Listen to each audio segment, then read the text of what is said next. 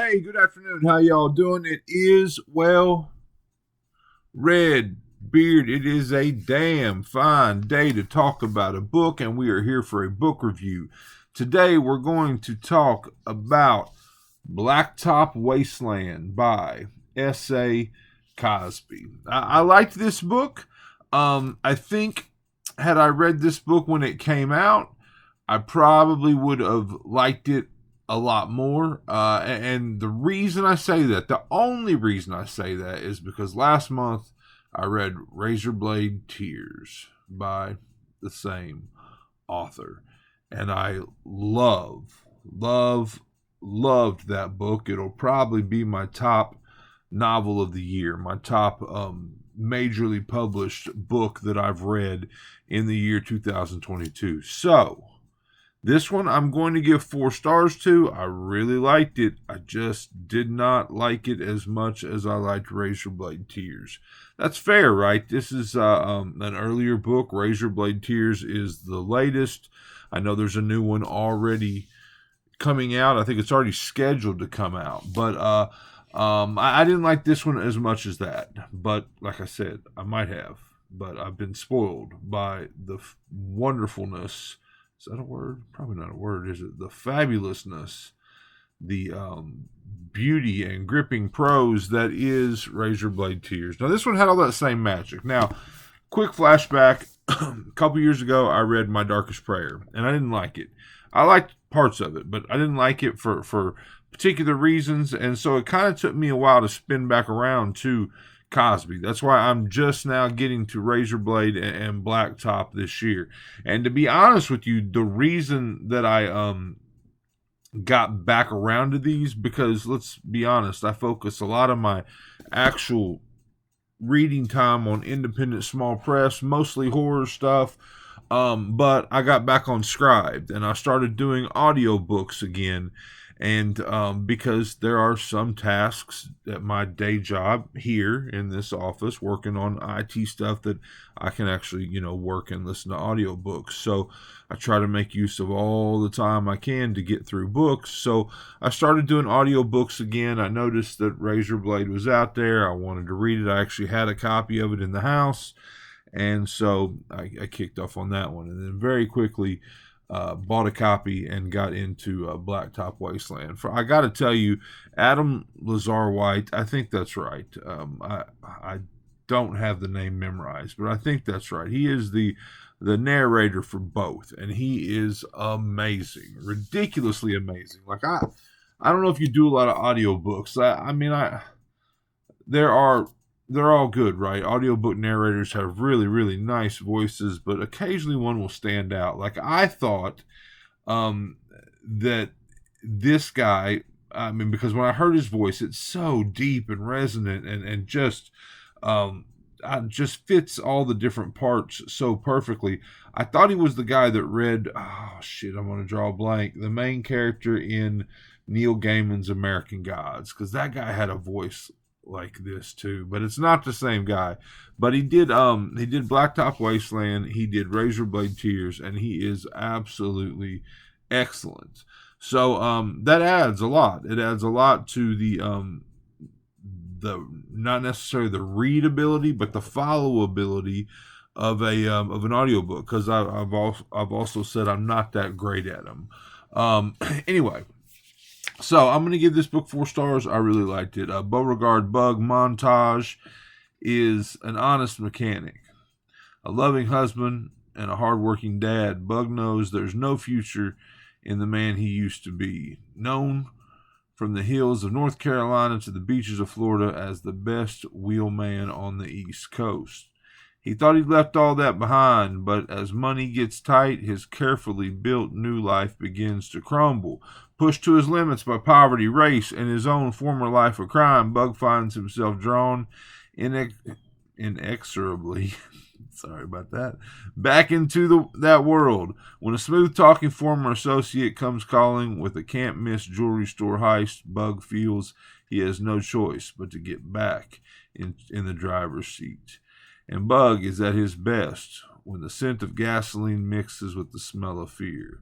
Haunted by the ghost of who he used to be and the father who disappeared when he needed him most. Bug must find a way to navigate this blacktop wasteland or die trying. A husband, a father, a son, a business owner, and the best getaway driver east of the Mississippi. So we've got a guy. He's Beauregard Montage. I don't know if I'm pronouncing Montage right, but I think I am. He owns his own auto business. He's a mechanic, but he is, fought his way to legitimacy, fought his way out of a life of crime to this legitimate business owning life where he is the father of two young boys, and he's married, and he has a daughter by a previous marriage who he's trying to help along the way. She's got college coming and needs money for that. His mother is in a nursing home and they need money, and his business is slowly going under because of another larger, more larger mechanics place, Precision Auto, down the road, and his business is starting to flounder from that. So he gets pulled back into this jewelry heist, and of course shit goes sideways. Now he's a hard man. He's a badass dude, and Cosby writes those types of dudes really, really well. I mean, it's been the same through the 3 books that I've read. They've all got these really, really hard men with history that maybe have put that history behind them, but at a moment's notice, that beast can come back out. And there's a line that makes a couple appearances, in the book, talking about a man can't be 2 types of beast. That he cannot be the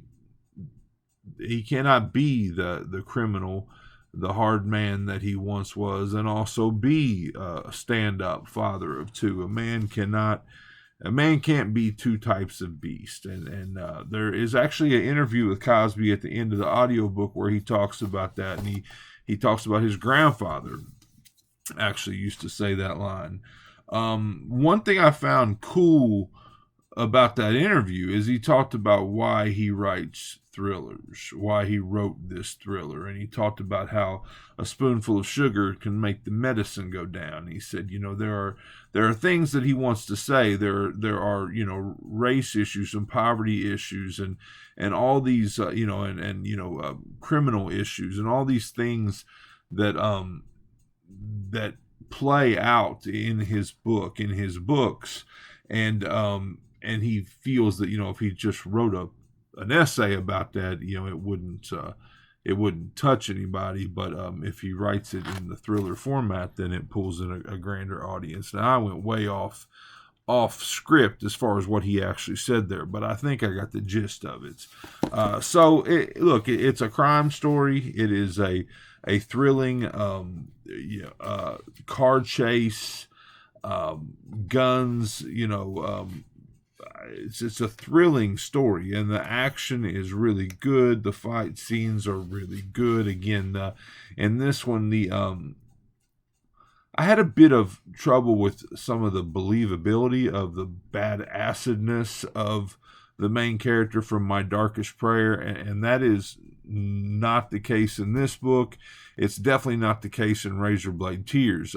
He's whatever, I can't remember what it was, but whatever issues I had there, those did not continue on to the next books. But there's so much good prose in here, so many great little paragraphs. I'm going to try to read a couple of them to you. I think this one is it's talking about driving. It says the leather-covered steering wheel crackled in his grip. He could see Sherm's car up ahead idling on the side of the road. He shifted into 4th gear. The motor went from a roar to the war cry of a god. The motor went from a roar to the war cry of a god. The duels were the trumpets that heralded his arrival. He had the pedal flat against the floorboard. The car seemed to contort itself and leap forward like a snake about to strike. The speedometer hit 105 miles per hour.